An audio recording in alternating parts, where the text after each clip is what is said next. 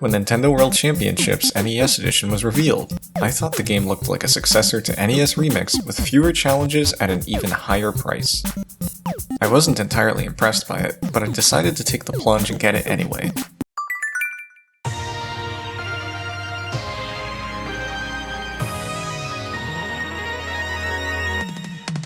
One of the first things that struck me was the different design philosophy when compared to NES Remix. Instead of gating progress behind doing well on a challenge, it's locked behind currency gained from attempts. You can perform as many attempts as you want to gain more and more coins to unlock other challenges. While you're encouraged to replay these challenges and get better times, if you can't quite reach S, you can still move on.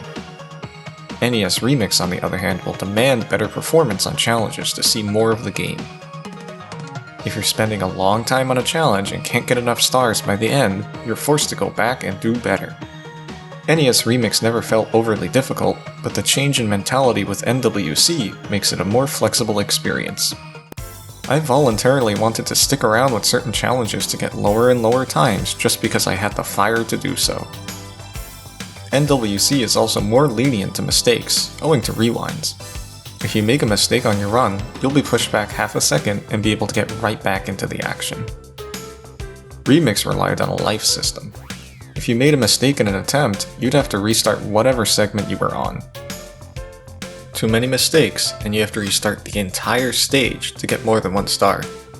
This can be especially frustrating for 45 segment stages, but I suppose that's part of the challenge. After all, speedrunners don't have the luxury of dividing up a game into smaller portions when they're doing a run. While a few challenges in NWC can last upwards of 10 minutes, they're all self-contained, making it easier to hop into specific portions of gameplay. NES Remix featured leaderboards for every challenge, while NWC does not.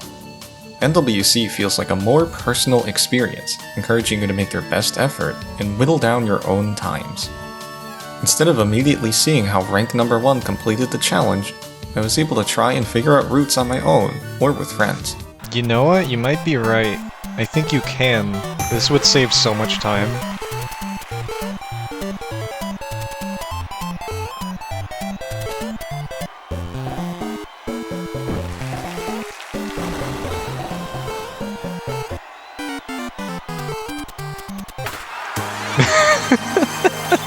That's crazy!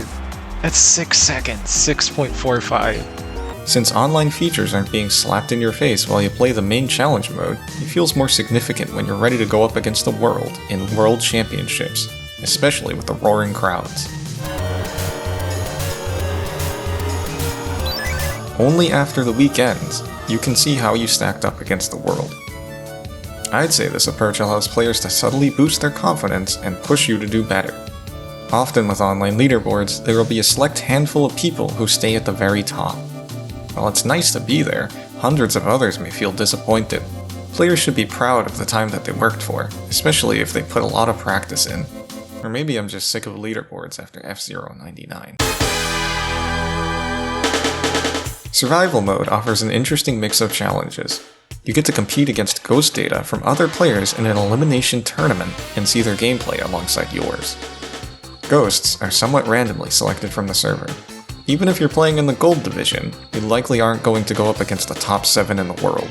It's difficult, but there's still wiggle room to succeed. It may also prove as a place to learn new strategies and ideas, without seeing the known number 1 best run possible. These two modes get refreshed every week, meaning you can't upload an existing number 1 personal best over and over. You'll need to relearn and submit a new run for the week if it's a challenge you've already played.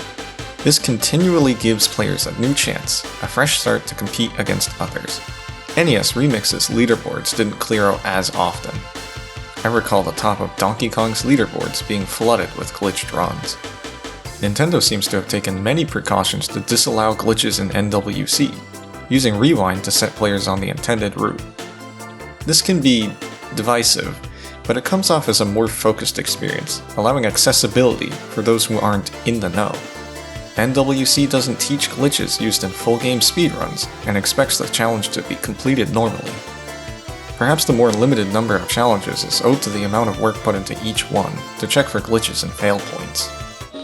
By the way, You might be wondering how the game checks for clear conditions. Since it uses save states of unmodified NES ROMs, there's no way to plop in a new function into the code to check for certain events. As with NES Remix, the answer lies in the memory. As emulation advances, NWC can check for certain events in memory. Let's use Mush Zoom as an example. There's a memory address where Mario's power-up state is stored. Regular Mario is 0, and Super Mario is 1. Every frame, this game checks to see if the value has changed. When it does, the challenge finishes. How about the fail conditions? If Mario were to touch a Goomba, you get rewound. If you decide to play through the rest of the level, you get pushed back. For the Goomba, there's an address that shows the player's state, including when Mario gets hit. That's easy to check for, since NWC will be looking for the dying state, 0B.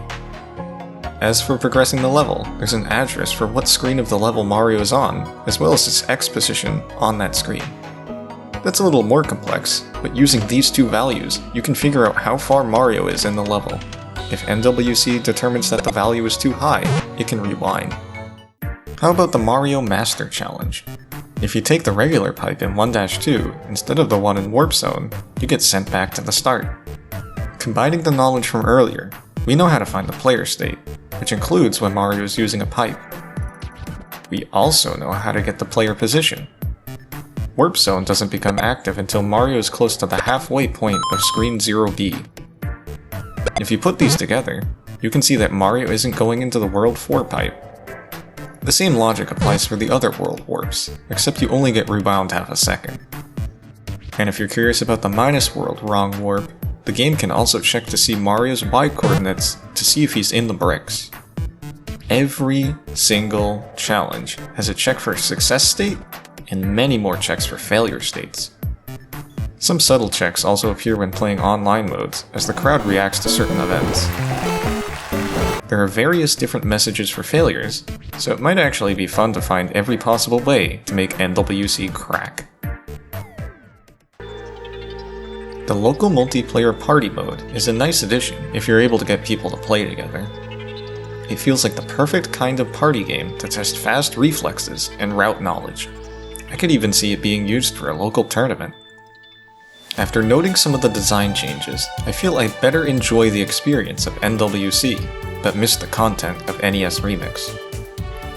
There's plenty of fan service with hype tags, a complete catalog of NES and Famicom games, as well as other attention to details.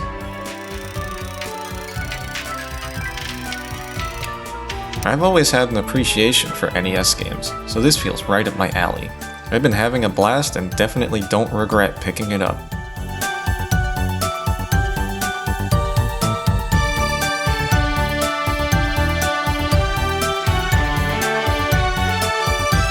New record!